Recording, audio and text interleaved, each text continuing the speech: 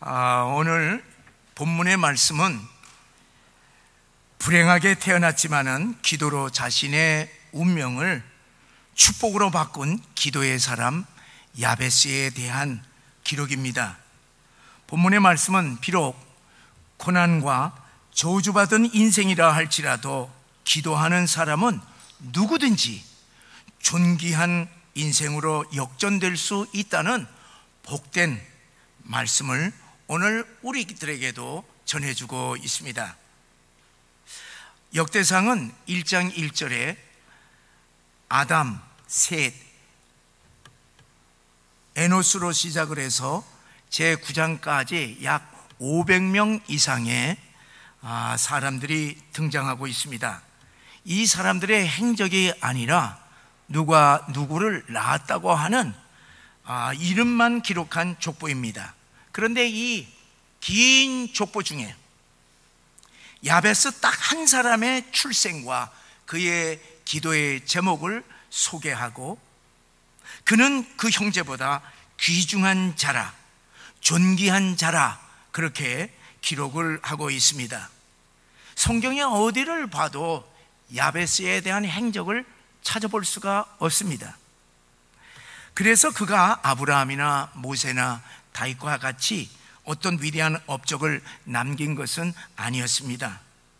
그의 아버지가 누구인지, 그의 어머니의 이름이 무엇인지 전혀 모릅니다. 야베스에게는 귀한 것이라고는 찾아볼 수 없는데, 그 모든 사람들보다도 귀중한 자, 존귀한 존재라 그렇게 족보에서 그를 높이 인정했던 것입니다. 왜 성경은 야베스를 존귀한 존재로 기록하고 있는가 하는 것을 우리가 9절과 10절의 말씀에서 살펴보아야겠습니다. 9절에 보니까 그의 어머니가 야베스를 낳을 때 너무나 고통스럽게 낳아서 그의 이름을 고통, 슬픔, 괴로움을 준다는 뜻으로 야베스라고 하는 이름을 지어 주었던 것입니다. 아니, 세상에 자기 몸에서 난 그 사랑스러운 그 아들의 이름을, 아니 야베스, 고통을 준다는 이름을 지어뒀다고 하니 이거 이해가 되는 얘기입니까? 여러분 생각을 해보세요. 평생도록 사람들이 이제 어렸을 때, 야, 고통을 주는 인간아, 고통아, 그리고 미스터 페인 이렇게 사람들이 이제 부르게 되면은 그 아들의 인생이 어떻게 되겠습니까? 나는 부모로부터 저주받은 인생이구나, 이 험난한 세상에서 내가 어떻게 살아갈 수 있다는 말인가, 이렇게 살 바에는 내가 차라리 죽는 게 낫지, 이렇게 생각할 수도 있지 않겠습니까? 그런데 또 한편으로는요, 이 엄마의 고통이 얼마나 고통스러웠으면은 그 아들의 이름을 고통이라고 했을까, 그렇게 생각할 때에 몇 가지 이 엄마의 고통을 추측할 수가 있습니다. 그 과거에 오늘처럼 의료시설이 있겠어요? 산파가 있으면 다행이죠. 혼자 났을지도 모르죠. 이렇게 의료시설이 없었던 그 고대시대의 출산 과정에서 아이가 혹시 거꾸로 나왔을지도 모릅니다. 그 나오다가 장애자가 되었을지도 모릅니다. 아버지가 누군지 모를 수도 있고, 그리고 유복자일 수도 모릅니다. 어쨌든 엄마가 보기에는 이 아들은 낳아서는 아니 될 인생이었습니다. 인생 살아봐야 불행한 인생이 뻔했습니다. 소망이 없는 절망의 인생, 저주받은 인생으로 낳았기 때문에 그 엄마가 야베스라 그렇게 이름을 지었던 것입니다. 자, 이런 고통과 저주의 인생으로 태어난 야베스가 어떻게 다른 모든 형제들보다 존귀한 자가 되었는가? 어떻게 그 고통의 운명을 다 극복하고 모든 형제들보다 존귀한 자가 되었는가? 그 이유를 10절에서 찾아볼 수가 있습니다. 우리 10절을 다 같이 읽어보시겠습니다. 야베스가 이스라엘 하나님께 아뢰어 이르되 주께서 내게 복을 주시려거든 나의 지역을 넓히시고 주의 손으로 나를 도우사 나로 환난을 벗어나 내게 근심이 없게 하옵소서 하였더니 하나님이 그가 구하는 것을 허락하셨더라. 야베스가 존귀한 자가 된 비결은 바로 그의 기도에 있었던 것을 말씀해 주고 있습니다. 영어로 여기서 기도라고 하는 말을 보면은요, 이거 부르짖은 기도예요. cried out. 뭐 그냥 하늘에 향해서 뭐 그냥 소리를 친 그런 기도였습니다. 하나님께 부르짖으며 기도하였더니 하나님이 그의 기도를 다 허락하여 존귀한 자가 되었다는 것이, 간절한 기도를 통하여서 저주의 운명을 다 극복하고 존귀한 인생이 되었다는 하나님의 말씀입니다. 여러분, 기도는 우리의 고난의 운명까지도 바꿀 수 있다고 하는 사실을 믿으시기 바랍니다. 어떤 절망적인 상황 속에서라도 하나님 앞에 나와 간절히 기도하게 되면 하나님은 그를 외면하지 아니하시고 응답하신다고 하는 사실을 믿으시기를 바랍니다. 기도의 사람 한나를 보세요. 불가능했던 태의 문을 열어달라고 하나님 앞에 계속 나아가 간절히 부르짖으며 기도하였더니 하나님의 이 한나의 기도를 들으시고 가장 존귀한 아들 사무엘을 주시지 않았습니까? 사랑하는 여러분, 우리 인생이 실패와 탄식으로 운명 지어졌다 할지라도 계속 하나님께 기도하면은 하나님이 그 실패를 성공으로, 그 탄식을 기쁨으로 바꾸어 주신다고 하는 것을 믿으시고 항상 살아계신 하나님께 기도하시기를 주의 이름으로 간절히 축원합니다. 야베스의 운명을 바꾸었던 그 기도의 내용을 보게 되면은 뭐 특별한 기도가 아니었습니다. 우리와 크게 다를 바 없는 아주 단순하고 그리고 평범한 기도였습니다. 그런데 하나님은 왜 그의 기도는 다 응답하여서 존귀하게 만들어 주셨고 왜 우리의 기도는 안 들어주시는가, 그렇게 우리가 의심할 수가 있습니다.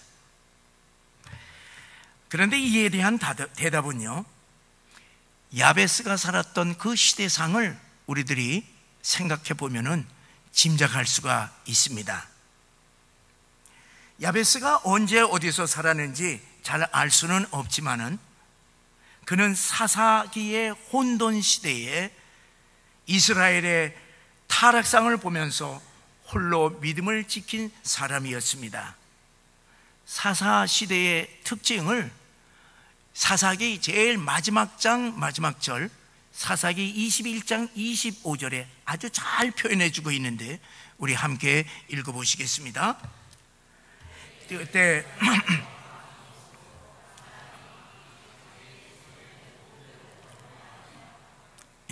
그때에 이스라엘의 왕이 없으므로 사람이 각기 자기의 소견에 오른 대로 행하였더라.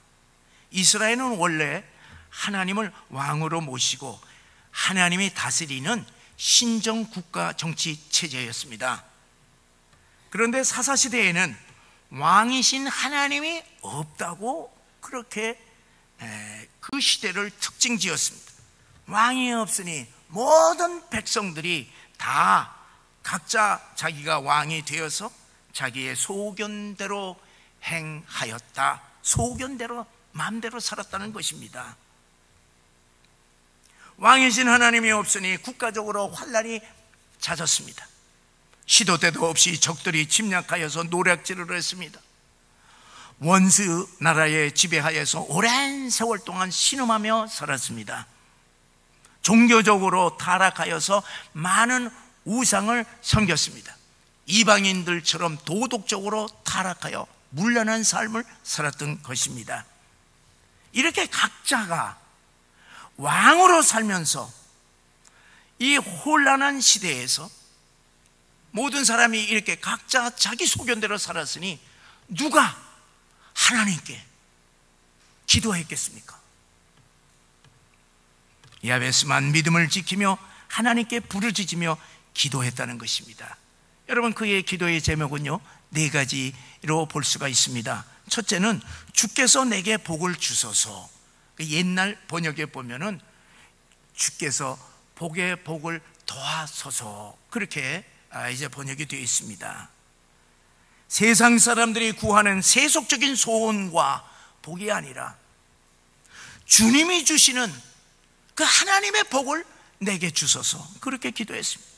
하나님이 내게 주시기를 원하시는 그 하나님의 복을 달라고, 내가 원하는 복이 아니라 하나님이 주시고자 하시는 그 복을 달라고 그렇게 기도했습니다.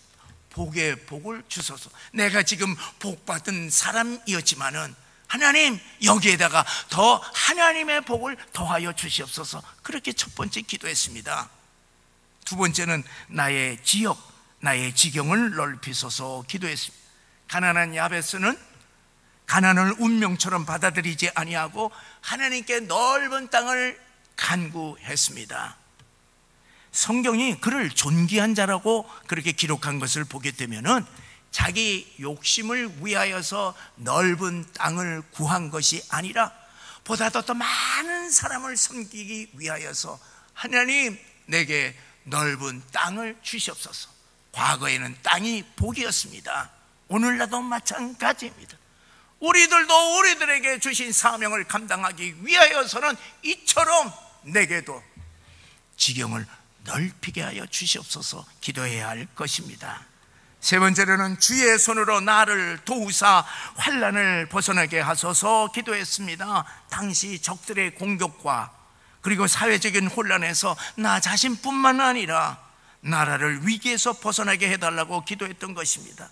여러분, 내 가정, 나의 환경만이 아니라 이 나라의 국가의 안보와 경제의 불안에서 우리 나라를 지켜달라고, 환난에서 지켜달라고 우리들도 기도해야 할 줄 믿습니다.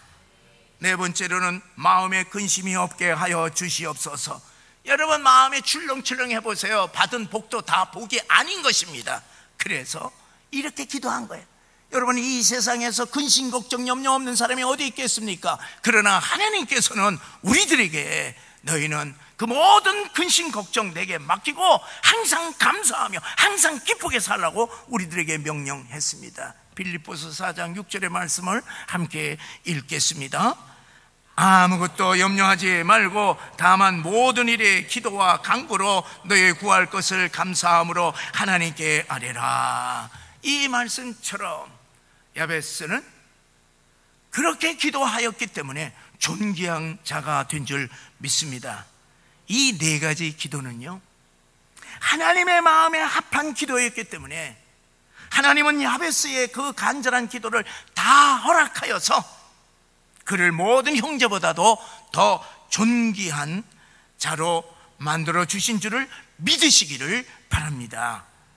사랑하는 여러분, 우리도 야베스가 기도한 것처럼 기도하심으로 그가 받은 복이 우리들에게도 임하여서 존귀한 인생 되시기를 주의 이름으로 간절히 축원합니다. 그런데 여러분, 오늘 이 시대에 과연 기도하는 사람이 얼마나 됩니까? 오늘 이 시대에 많은 사람들이 기도하고 있습니까? 여러분, 솔직하게 여러분은 얼마나 기도를 많이 하고 있습니까? 우리 자신을 돌이켜 보시자고요. 야베스가 살았던 사사시대처럼 오늘날 우리 사회도 하나님이 우리의 왕이 아니라 내 자신이 왕처럼 나의 인생을 다스리고 그리고 내 마음대로 신앙생활하고 있는 사람들이 오늘날 얼마나 많이 있습니까? 하나님도 섬기고 세상도 즐거움 즐기는 사람들이 얼마나 많이 있습니까? 여러분, 주변에 보세요. 그 많던 기도원에 기도하는 사람이 거의 없습니다. 그 많던 우리 대한민국의 새벽 기도회에 기도하는 분이 거의 없습니다. 금요 기도에도 점점 없어지고 있습니다. 이 시대에 야베스는 어디에 있는 것입니까? 오늘의 야베스는 과연 누구입니까? 저는 오늘 이 설교를 하는 개인적인 이유가 있습니다. 조금도 오해하지 마시기 바랍니다. 제가 올해 표어를 새 일을 행하시는 하나님을 찬양하라 하는 표어를 정했습니다. 올해는요, 저의 30년 목회를 마무리하기에 하나님께서 저에게 그리고 우리 교회에 새 일을 행하실 것이라는 그 기대와 믿음에서 저는 이 표어를 정했던 것입니다. 저의 올해 간절한 기도의 제목은요, 19년에 우리 한양교회에서의 목회의 유종의 미를 거두고 아름답게 교회를 조용히 떠나는 것입니다.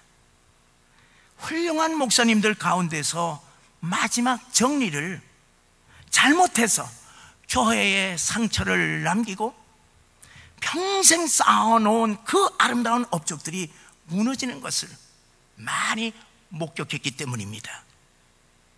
그리고 19년 전에 소백산에서 기도 응답을 받고 내려오다가 우리 교회의 전화를 받고 제가 청빙되었듯이 저의 후임 목회자도 하나님이 이미 예비하신 목사님을 우리 온 성도님들이 다 기도하면서 한 마음으로 선택하기를 바라고 있기 때문에 제가 이 말씀을 전하는 것입니다. 특별히 오늘 본문의 야베스처럼 기도하는 목사가 청빙되기를 간절히 바라고 있습니다. 이유가 있습니다. 30년 저의 목회를 뒤돌아보니 목회는 기도보다도 더 중요한 것이 없다고 하는 사실을 제가 깊이 깨닫고 깨달았기 때문입니다. 저는요, 세상적인 스펙이 좀 괜찮은 편입니다. 그래서 좋은 대학 나왔고 좋은 직장도 다녔고 그리고 미국에 유학 가서 학위도 받았습니다. 그리고 세계적인 신학교에서 공부도 하고 그리고 목사가 되어서 대학교에서 교수도 해보았습니다. 그런데 30년 목회를 돌아보니 그와 같은 세속적인 스펙, 세속적인 모든 것들이 주님 앞에서는 분토만도 못한 것이요, 자칫 잘못하다가는 교만하다가 망할 수가 있다고 하는 것을 제가 깨닫고 저는 기도하는 목사가 되려고 노력해 왔습니다. 저는 부교육자들에게 딱 한 가지만 조언을 합니다. 목사, 기도하지 않은 목사 어디 있겠어요? 목사들은 다 기도하지만은 그러나 저는 부디 더 기도하는 목사가 되라. 요거 하나만 딱, 선교사가 와도 어떤 목사가 와도 전도사가 와도 기도하는 목사가 되라. 저는 그렇게 조언을 합니다. 왜냐하면은 기도를 통하여서 하나님께서 역사하시기 때문에 그렇습니다. 하나님의 마음에 가장 합한 자는 기도하는 사람이기 때문에 그렇습니다. 그런데 은퇴를 앞둔 제게 뜻밖의 두 가지 사건이 일어나서 제 마음이 너무나 무거운 것입니다. 하나는 지난 3월 리빙 TV 이 문제입니다. 이것이 터졌잖아요. 우리가 어떻게 세계적인 대기업인 LG와 싸워서 이길 수가 있습니까? 저는 요만큼도 그렇게 생각하지 않았어요. 그런데 우리 온 교인들이 눈으로 그냥 눈 뜨고 이런 것을 볼 수가 있겠습니까? 난 포기할 수가 없었어요. 그래서 한편으로는 우리들이 기도하면서 다른 한편으로는 우리가 대책위원회를 구성하면서 지금까지 대책해 오고 있습니다. 우리 변호사들이요, 조언을 하는 것이 있어요. 뭐냐? 법적으로는 저들과 싸워서 뭐 이긴다는 보장 없습니다. 근데 한 가지 좋은 방안이 있으니 구청장 만나셔서 그분에게 잘 얘기해서 구청의 건축과 직원들을 압력을 넣는 것이 가장 좋은 방안입니다. 그래서 제가 그 소리를 딱 듣고 곧바로 이제 구청장 만났죠. 제가 그동안에는요 한 번도 이 중구 목회자 협의회에 참석하지 않았는데 이제는 뭐예요?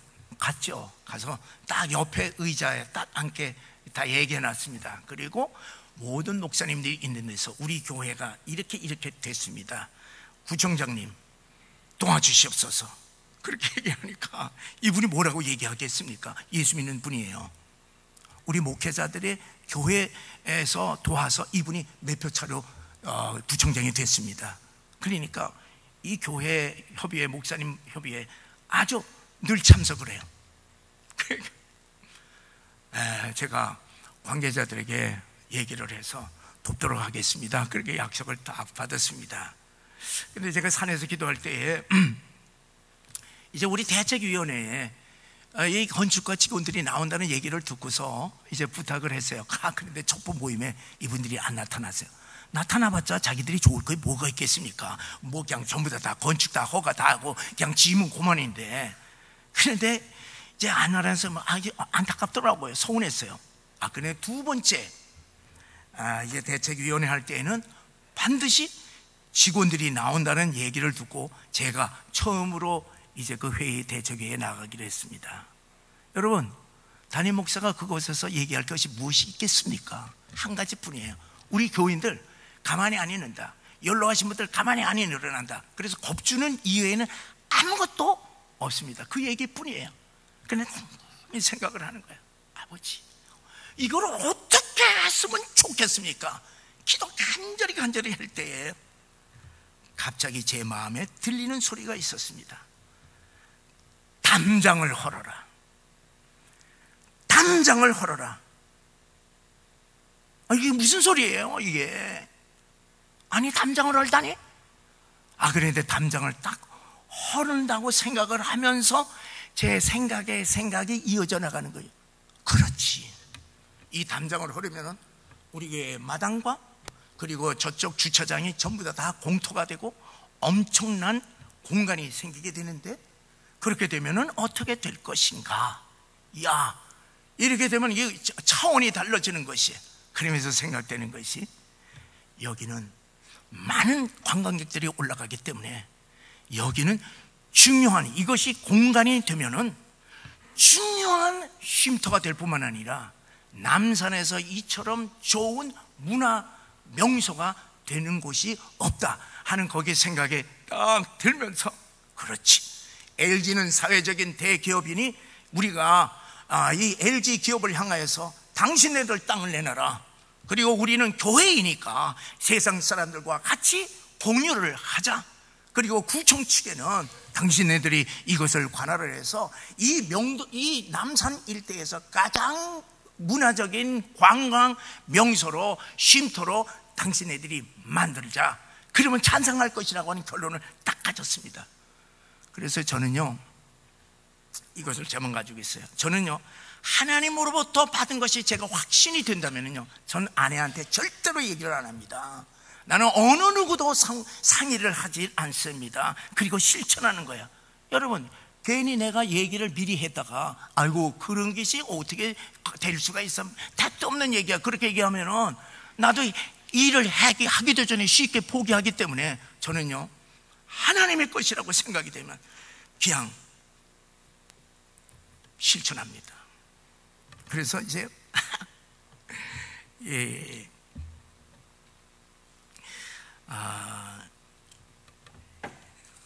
첫 번째 이제 회의에 이제 구청 직원들, 그리고 이 첫 번에 이제 이분들이 참석했던 그 첫 번 대책위원회에서요, 제가 아주 강력하게 그리고 간곡하게 호소하면서 이곳에 문화의 명소를 만들자 하는 제안으로 그 회의가 끝났습니다.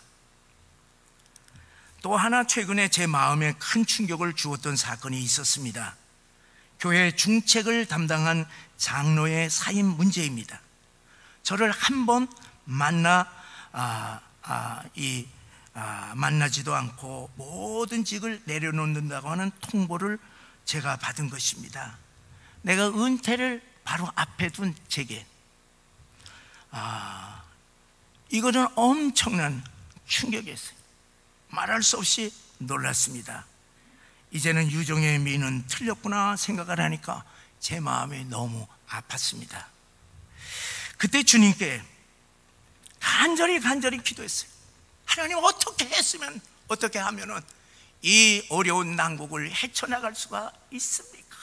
하나님, 나를 도와주시옵소서. 그때에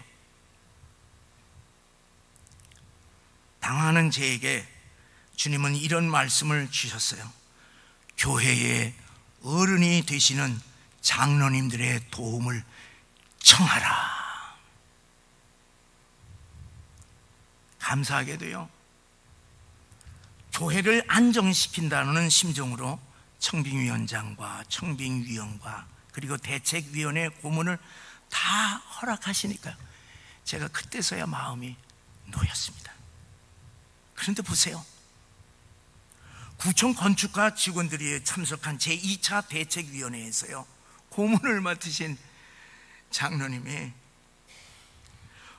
호소문을 만들어 낭독한 것이 이것이 대박이었습니다. 바로 전날 그동안에 제가 제안했던 이 문화 명소 제안을 들으신 장로님이 호소문을 작성을 해갖고 제게 보내주었어요. 저는 그 호소문을 딱 보고서요, 할렐루야, 하나님께 너무너무 감사했습니다. 큰 소리 쳤어요.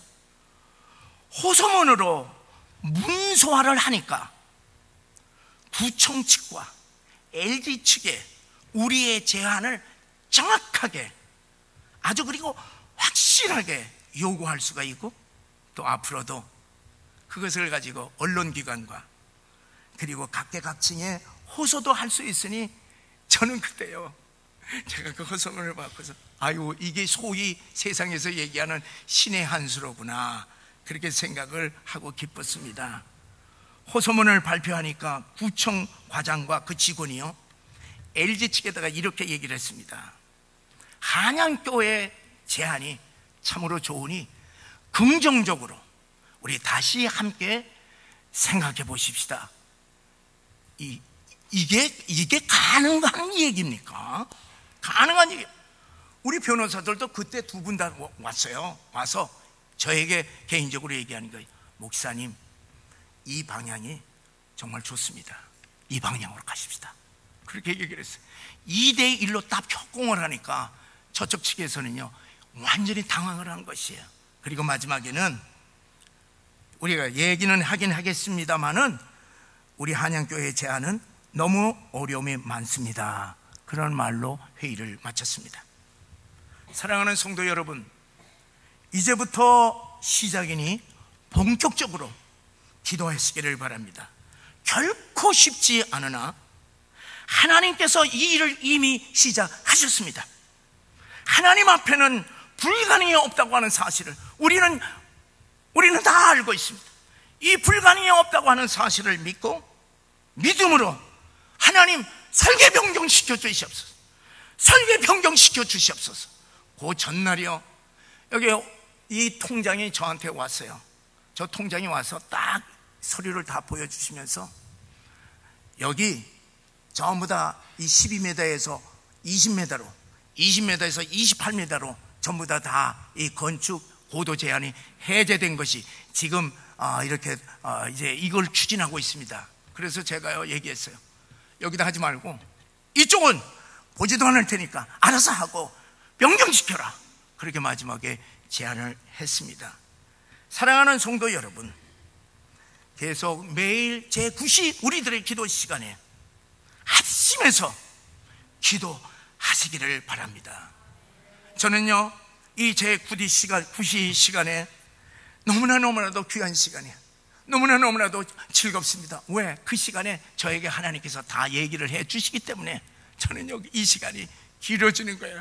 요즘에 길어지는 거예요. 30분에서 50분, 50분에서 1시간, 1시간 20분까지 이렇게 갑니다.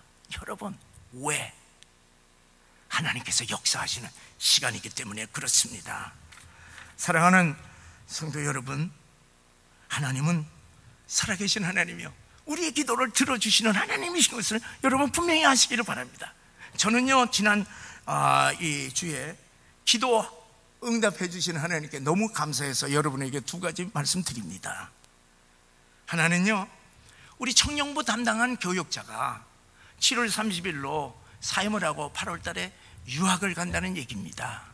그러니 나는 올해까지 갈 줄 알았는데 갑자기 그러니까 얼마나 당황스러워요. 이 요즘에는요, 학기 중에 젊은 교역자를 구한다고 하는 것은 하늘의 별 따는 것입니다. 그리고 요즘에는 젊은 신학생들이 없습니다. 왜? 코로나 3년 기간 동안에 다 주일학교가 다 무너졌기 때문에 전부 다 다른 직종으로 다 옮겨갔습니다.